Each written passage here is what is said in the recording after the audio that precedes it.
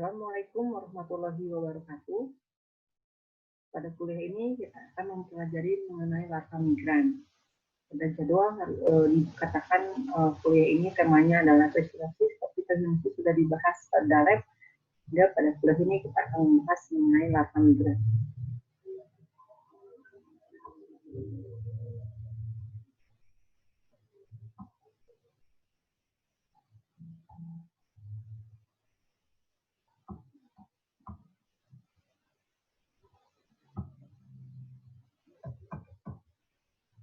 Larva migran.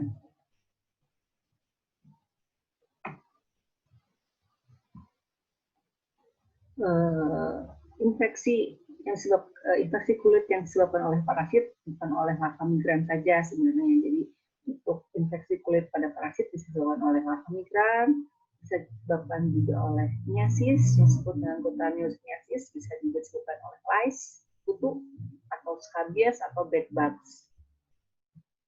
Larva migran sendiri ada 3, yaitu ada cutaneous larva migran atau larva migran externa, ada visceral larva migran atau larva migran interna, dan larva migran yang disebabkan oleh Gnathostomas spinigerum. Gnathostomas spinigerum ini menyebabkan larva migran keduanya, cutaneous dan visceral. Kita mulai dari cutaneous larva migran. Sinonimnya adalah creeping eruption, sandworm, plumber itch, duck hunter itch, dan atau bisa disebut juga epidermidis linearis migran, karena bentuknya seperti garis. Nah, bentuknya seperti garis seperti ini. Ini bergaris, garis berkelok-kelok. Cutaneous larva migran atau CLM itu suatu dermatosis umum pada daerah tropis yang disebabkan oleh invasi pada kulit manusia oleh larva nematoda. Nematoda itu cacing nematoda. Etiologinya adalah larva filariform dari cacing tambang anjing dan kucing.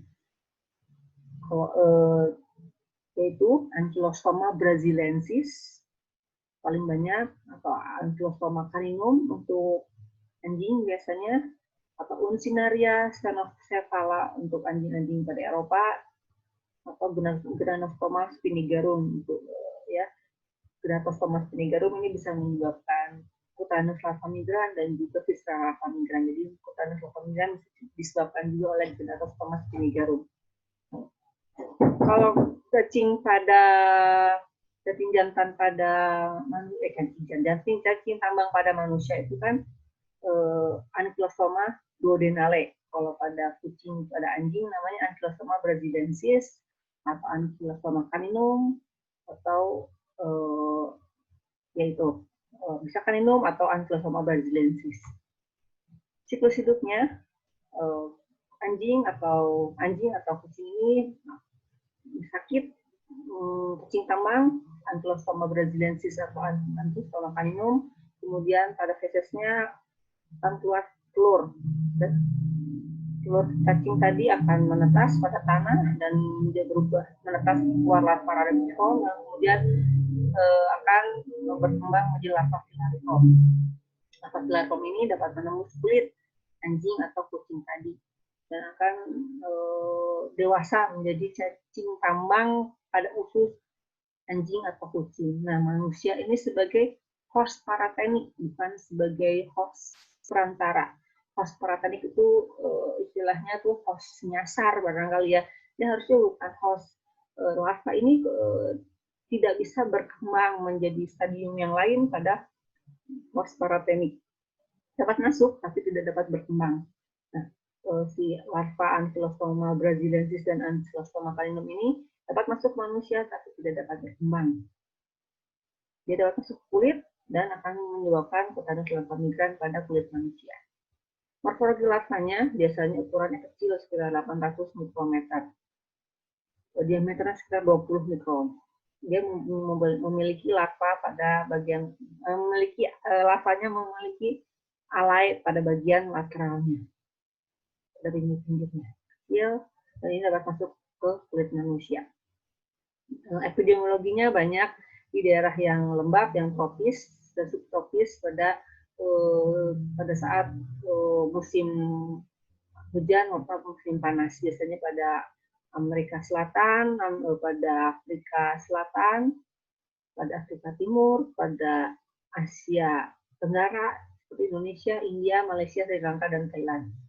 Pada daerah-daerah subtropis, pada negara-negara subtropis biasanya epidemiologi kasus CLM ini meningkat biasanya pada musim-musim panas atau musim semi.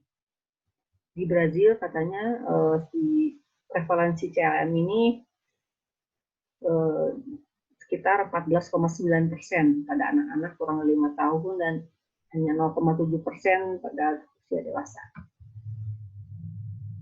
Patogenesisnya, larva filariform yang tadi masuk ke kulit manusia, masuk ke epidermis manusia, tapi dia tidak bisa mempenetrasi lebih dalam dari kulit pada kulit manusia. Jadi hanya pada sebatas di epidermis saja.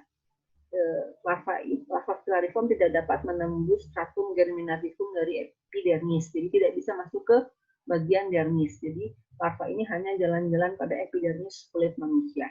Kenapa? Karena parasit ini nggak punya kolagenase yang dibutuhkan untuk menembus si basement membran dari stratum germinativum kulit manusia. Jadi mereka hanya berada pada epidermis saja, membuat suatu terowongan pada epidermis. Mereka biasanya berada pada epidermis beberapa bulan sampai kemudian mati. Mereka membentuk suatu tunnel sertiginosa, tunnel buah kulit seperti tadi terowongan-terowongan yang tadi ya, yang pada gambar.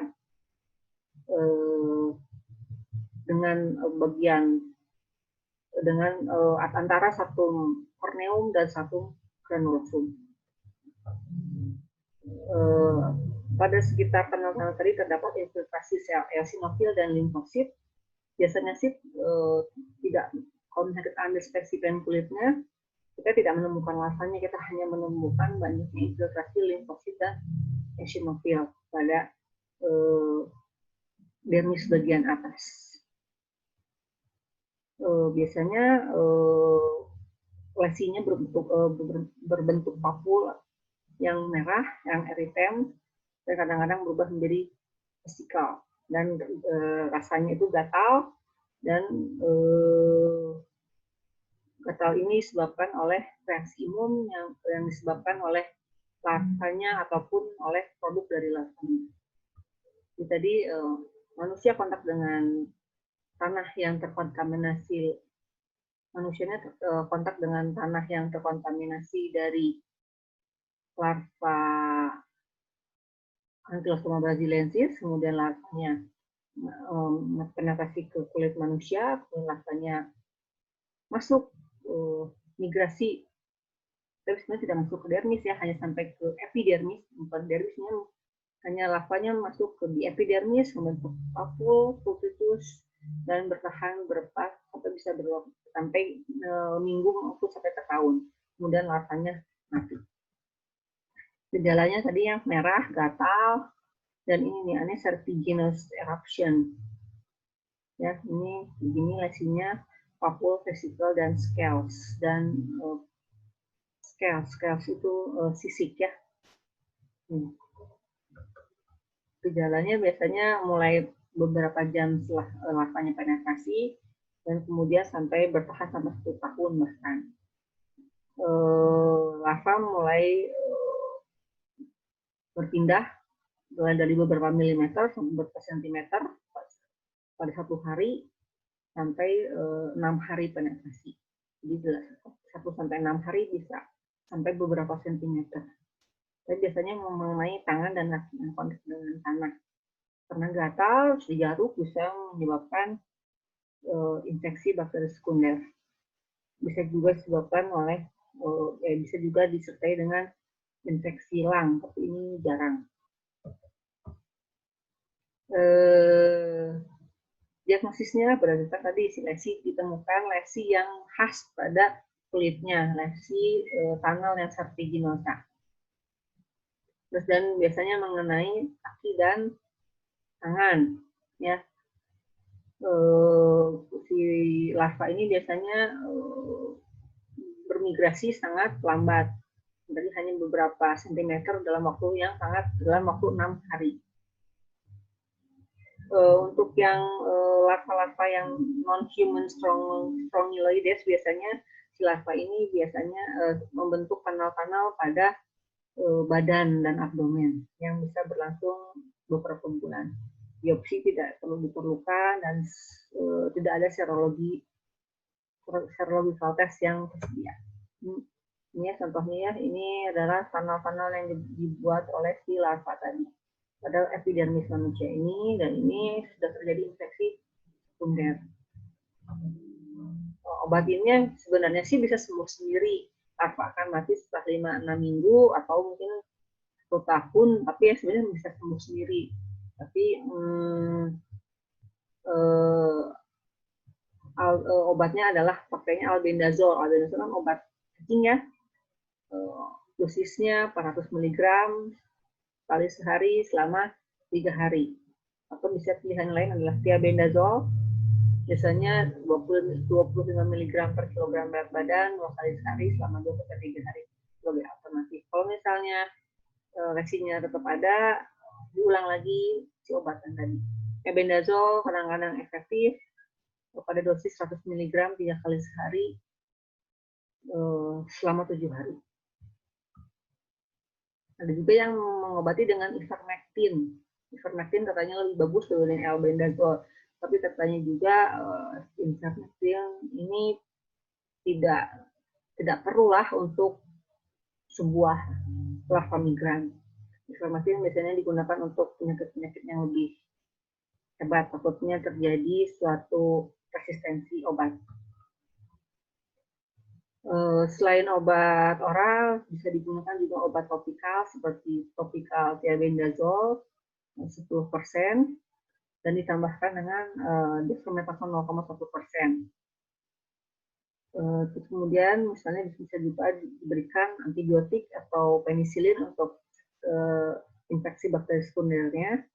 Kadang-kadang Cutaneous larva migran ini suka diobati dengan ethyl chloride spray. Jadi kayak kalau misalnya pemain bola cedera, langsung disemprot sama ethyl chloride supaya tidak nyeri. Jadi dia rasanya dingin gitu ya. Atau misalnya ini cabut gigi ya, kalau dulu kita suka dikasih ethyl chloride itu yang disemprot di kapas, tempelin gigi depan belakang, terus kemudian dicabut gigi situ kita. Bisa juga pakai ethyl chloride, bukan bisa juga. CLM ini suka diobati pakai ethyl chloride spray atau pakai liquid nitrogen. Jadi ini lebih ke dingin, lebih memberikan suhu yang lebih dingin pada si larva atau fenol atau karbon dioksida snow. Tapi ini sebenarnya tidak direkomendasikan karena ini dibilangnya akan lebih merusak struktur kulitnya. Jadi sebaiknya ini tidak digunakan di ethyl chloride spray, liquid nitrogen, fenol, ini tidak perlu dilakukan. Sebaiknya gunakanlah si obat kencing tadi yang albendazole ataupun yang topikal thiabendazole topikal. Komplikasi dari CL ini bisa menyebabkan tadi infeksi bakteri sekunder yang disebabkan oleh Staphylococcus pyogenes yang bisa menyebabkan selulitis. Ini bisa menjadi parahnya, bukan larvanya tapi infeksi bakteri sekundernya atau reaksi alergi. Kita masuk ke visceral larva migran. Tadi cutaneous larva migran yang jalan-jalan pada kutan, pada kulit, yang disebabkan karena larvanya tidak bisa masuknya melalui kulit, tapi tidak dapat menembus stratum germinativum atau stratum basale kulit. Tidak bisa menembus ke dermis, hanya di epidermis saja. Sedangkan ini visceral larva migran. Visceral larva migran ini berarti larva migran yang jalan-jalannya di visceral, di organ dalam, seperti paru-paru, hati, ya, brain, otak. Ya.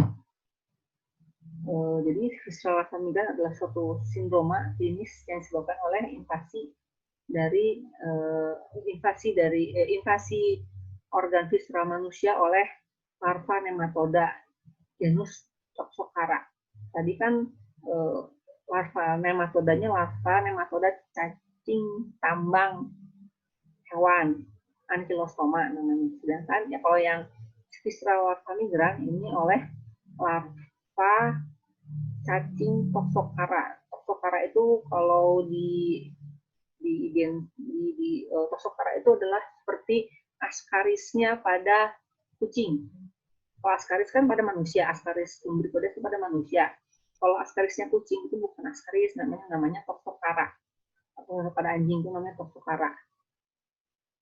Jadi etiologinya adalah Ascarid dari anjing maupun kucing. Kalau Toxocara canis pada anjing, Toxocara cati pada kucing. Jadi Ascarid pada anjing dan kucing. Jadi larvanya larva hewan, cacingnya cacing hewan.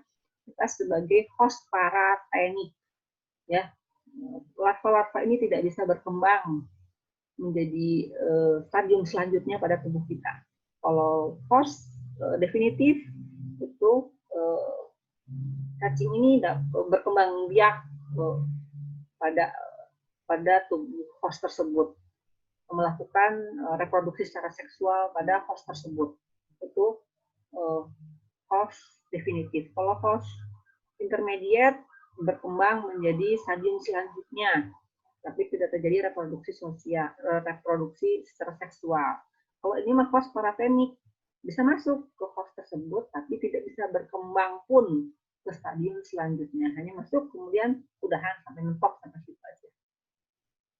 Jadi manusia dapat terkena visceral larva migrans ini karena tidak sengaja menelan, memakan telur dari Toxocara canis maupun Toxocara cati. Dan kalau Ascaris lumbricoides pada manusia itu stadium infektifnya adalah telur, sehingga stadium infektif untuk Toxocara canis, Toxocara cati untuk visceral larva migrans juga sama telur. Stadium infektif untuk cacing tambang pada manusia adalah larva filariform, sama itu juga si CLM juga stadium infektifnya adalah larva filariform. Tapi si larva itu tidak bisa berkembang selanjutnya karena kita ada host paratenik. Siklus hidupnya ini tadi si anjing atau kucing tadi kan dia terkena toksokariasis ya, pada fesisnya mengandung telurnya matang, telurnya keluar bersama feses, terus matang pada tanah, kemudian tidak sengaja termakan oleh manusia. Terus kemudian telurnya menetas jadi larvanya beredar pada tubuh manusia, tapi tidak bisa menjadi dewasa pada tubuh manusia si larva ini. Karena ini larva ini bukan larva Toxocara canis ini bukan ya, kita hanya sebagai host parateniknya saja, itu tidak bisa berkembang menjadi dewasa. Kalau misalnya termakan oleh anjing, si larva ini akan berkembang menjadi dewasa. Ini morfologi dari dewasanya Toxocara canis. Ini adanya pada usus dari anjing atau kalau canis pada anjing ya. Ini ada pada usus anjing. Dia seperti Ascaris kan, karena memang ini analognya Ascaris pada anjing. Ekornya lebih kecil, kepalanya punya ala sefalik, yang jantannya melengkung, kalau betinanya lebih lurus, ya. Ini betinanya lebih besar, jantannya lebih kecil. Ini telurnya lebih bulat, round, terus ini dindingnya tebal, seperti bolong-bolong dibilang. Epidemiologinya biasanya Toxocara canis dan cati ini biasanya ada pada anjing atau kucing. Dia kosmopolitan di mana-mana ada. Ya, pada beberapa daerah banyaknya Toxocara leonin, tapi si Toxocara leonin ini biasanya tidak menyebabkan penyakit pada manusia. Tapi kalau Toxocara canis dan Toxocara cati ini bisa menyebabkan visceral larva migrans pada manusia. karena si anjing sama kucing ini dekat sama manusia, sering main sama anak-anak, maka ada kemungkinan telur-telur yang dikeluarkan bersama feses itu bisa termakan oleh manusia. Tadi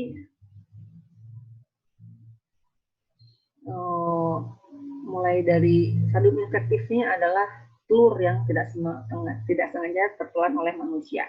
Kemudian pada interaksi manusia, tadi telur yang tadi didigesti sehingga larvanya keluar. Terus larvanya masuk ke sistem vaskuler lewat hati, lewat paru-paru dan ke seluruh sirkulasi ya sampai ke ujung-ujung kapiler dan dia diam di sana. Terus mereka juga bisa membuat suatu terowongan pada tisu sehingga menyebabkan suatu reaksi inflamasi, bisa menyebabkan hemorrhage bahkan juga nekrosis. Larva bermigrasi sangat luas ya, dan dapat ditemukan di banyak organ seperti liver, jantung, paru-paru dan otak. Beberapa larva dapat mati, beberapa larva juga dapat dorman dan aktif lagi setelah dorman. Larva ini dapat membentuk granuloma ukuran 1-2 mm dan menyebabkan fibrosis dan kalsifikasi. Jadi tadi si tadi yang granuloma tadi bisa ditemukan di liver, di brain, di mata, di spinal cord, di seluruh organ diserap. Ya, larva yang tadi menginginkan larva tadi, jadi ada animal, ada hewan yang terinfeksi oleh si toxocara tadi, kemudian bersama fesesnya telur itu dilepaskan ke lingkungan sehingga tidak sengaja menginfeksi manusia dengan cara melalui oral, tidak sengaja tertelan. Tadi telurnya menetas, larvanya keluar, larvanya migrasi secara hematogen sampai ke seluruh tisu, seluruh organ dalam yang menyebabkan pendarahan, kerusakan jaringan, inflamasi, dan pembentukan fokus granulomatous. Ini contoh dari ocular toxopariasis. Ini ada larvanya pada anterior chamber. Ini larvanya. Gejalanya si visceral larva migran ini ada 3 khas gejalanya. Tadi untuk yang diperlihatkan gejalanya ini hanya ocular toxopariasis karena kalau keluar kelihatan ini ada inflamasinya sehingga merusak kornea. Ini kelihatan si larvanya. Tapi kalau misalnya di hati, di hepar, di jantung, berarti itu hanya biopsi saja, tidak terlihat gejalanya. Itu kalau begini ini nampak gejalanya. Sebenarnya gejalanya yang umum adalah ada trias gejala visceral larva migran, yaitu hepatomegali, eosinofilia, dan hiperglobulinemia. Ini adalah trias dari visceral larva migran. Biasanya menyerang anak lebih kecil, umur 1-4 tahun, dan dapat menyebabkan infiltrasi pada paru-parunya. Diagnosisnya dengan tadi si gejala klinisnya trias visceral larva migran, kalau bisa juga dengan biopsi dan dapat ditemukan larva, biasanya pada liver biopsi ataupun serologi. Untuk serologinya pakai ELISA test tadi, ini jarang tapi bisa lah pakai ELISA test. PD-nya bisa trichinosis, eosinophilic leukemia, Pascal syndrome, idiopathic hypereosinophilia syndrome, polyarthritis nodosa, dan hepatic capillariasis. Treatmentnya suportif ya, pertama kemudian kita kasih antihelmintik, yaitu diethylcarbamazine 50-150 mg 3 kali sehari selama 1-3 minggu, dan juga kita berikan thiabendazole 25-50 mg per kilogram berat badan per oral selama 1-3 minggu juga. Ini biasanya digunakan untuk pengobatan si visceral larva migran, walaupun katanya tidak selalu efektif, tidak konsisten keefektifannya. Kita masuk ke larva migran yang lain, yaitu larva migran yang disebabkan oleh Genatostoma spinigerum. Jadi sudah dikatakan bahwa Genatostoma spinigerum dapat menyebabkan Cutaneous larva migran maupun Visceral larva migran. Ya, ini host definitifnya sebenarnya anjing sama kucing, atau dibilangnya ya kucing dan binatang-binatang bertaring. Dia terus telurnya keluar bersama feses, kemudian si telurnya ini akan ke air, menetas di air, dia akan dia akan dimakan oleh kokkepot. Si larvanya, larva satu, telur akan keluar, larva satunya akan dimakan oleh kokkepot. Kokkepot berkembang dalam kokkepot ini, larvanya berkembang larva dua, kemudian nanti si kokkepot ini akan dimakan oleh ikan. Jadi pada daging ikan ini akan si larva dua Genatostoma spinigerum ini akan berkembang menjadi larva tiga. Nah, jika ada orang yang makan ikan ini tidak dimasak dengan matang dan ikan ini kemudian ada larva tiga dari Genatostoma spinigerum, maka orang ini bisa terkena Cutaneous larva migran maupun Visceral larva migran. Ya, jadi ini sudah dijelaskan. Biasanya banyak juga larva ini, bukan banyak, larva ini, penyakit ini ditemukan di Asia, Indonesia, di Malaysia, di Thailand, Jepang katanya. Ya, tapi larva nggak sampai tidak mencapai sexual maturity di humannya, karena manusia hanya sebagai host paratenik, bukan host definitifnya. Host definitifnya adalah anjing dengan kucing. Gejalanya ya eosinofilia, dan kalau misalnya kena kulit sama berarti gejala-gejala dari CLM. Kalau misalnya kena mata ya gejalanya uveitis, iritis, dan hemorrhage. Jadi gejalanya bisa gejala CLM, Cutaneous larva migran, maupun gejala PLM, Visceral larva migran. Diagnosis dengan skin biopsi, dengan serological test juga bisa, dan dengan adanya persisten eosinofilia. Sekian.